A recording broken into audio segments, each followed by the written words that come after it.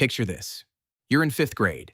There's a kid in your class nobody likes. You don't know why exactly. He just rubs people the wrong way, says the wrong things, sits alone at lunch. One day someone makes a joke about him. The whole class laughs. And you laugh too.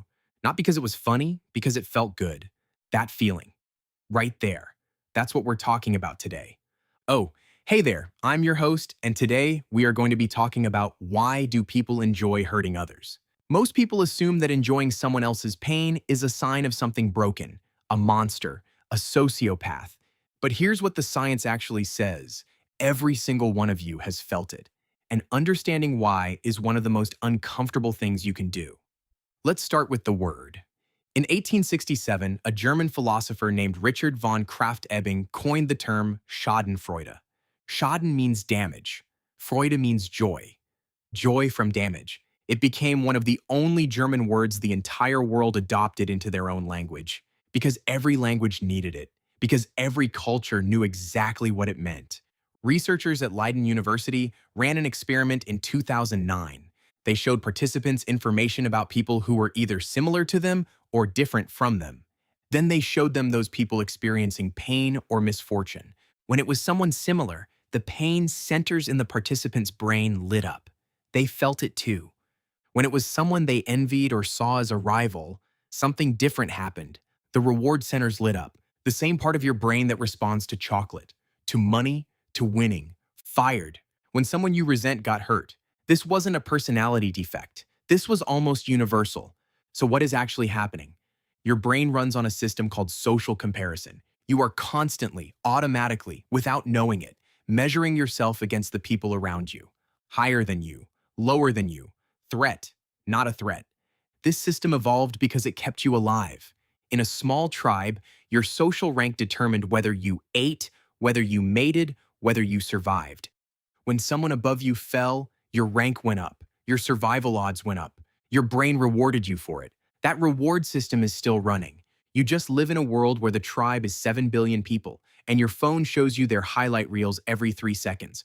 But schadenfreude is the mild version. Let's talk about the darker one. In 2013, researchers at Emory University did something unusual. They studied people who scored high on a trait called the Dark Triad: narcissism, psychopathy, Machiavellianism, and they found that these people didn't just feel neutral about others' pain. They actively sought it out.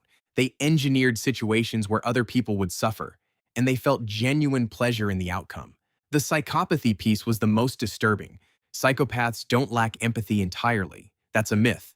What they lack is the automatic kind, the kind that fires before you think, the kind that makes you flinch when someone gets hurt.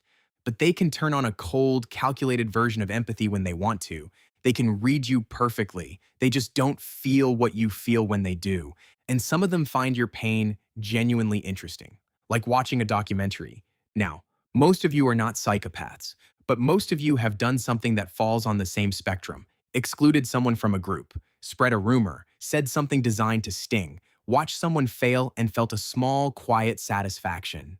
In 2020, researchers at the University of Pennsylvania found that social media had created a new kind of cruelty, one that felt low stakes.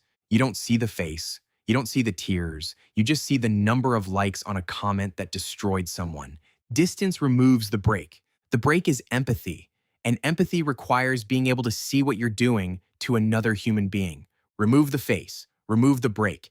But here's the part that changes how you think about all of it. Not all cruelty comes from darkness. Some of it comes from pain.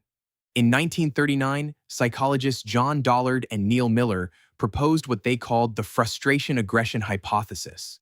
When a person is blocked from something they want, when they feel powerless, humiliated, trapped, they become aggressive, not because they are evil, because they are hurting. And hurting someone else is the fastest way the brain knows to feel powerful again. The bully who makes your life miserable usually has someone at home making theirs miserable. The person who tears you down online is usually someone who feels invisible in every other room they walk into. This doesn't excuse anything, but it explains something most people don't want to admit. The line between the person who hurts others and the person who doesn't is not always character. Sometimes it's circumstance. Sometimes it's how much pain you're carrying and how few options you have to put it down. The Milgram experiment, 1961, Yale University. Stanley Milgram wanted to understand how ordinary people could participate in atrocities. He told participants they were part of a learning study. They had to administer electric shocks to another person every time they got a wrong answer. The shocks were fake. The other person was an actor. But the participants didn't know that. 65% of them administered what they believed was a potentially lethal shock, not because they were monsters, because an authority figure in a lab coat told them it was necessary, because the situation made cruelty feel like the right thing to do. Milgram's conclusion was not that humans are evil, it was that humans are extraordinarily sensitive to context. Put the right person in the wrong situation, and almost anyone becomes capable of almost anything. So here is what we actually know. Your brain rewards you for the downfall of rivals. Some people are wired to feel that reward more intensely. Distance and anonymity remove the brakes that normally stop you. Pain makes people hurt others to feel powerful again. And the right situation can make ordinary people do extraordinary damage. None of this is comfortable. But here is the uncomfortable conclusion. Cruelty is not a flaw in a broken few. It is a capacity in almost everyone. What separates the people who act on it from the people who don't is not always goodness. Sometimes it's just that nobody ever gave them a reason to. The fifth grader who laughed at the kid eating alone. Maybe that was you. Maybe it still is sometimes. The question isn't whether you're capable of it. The question is what you do when you feel it coming.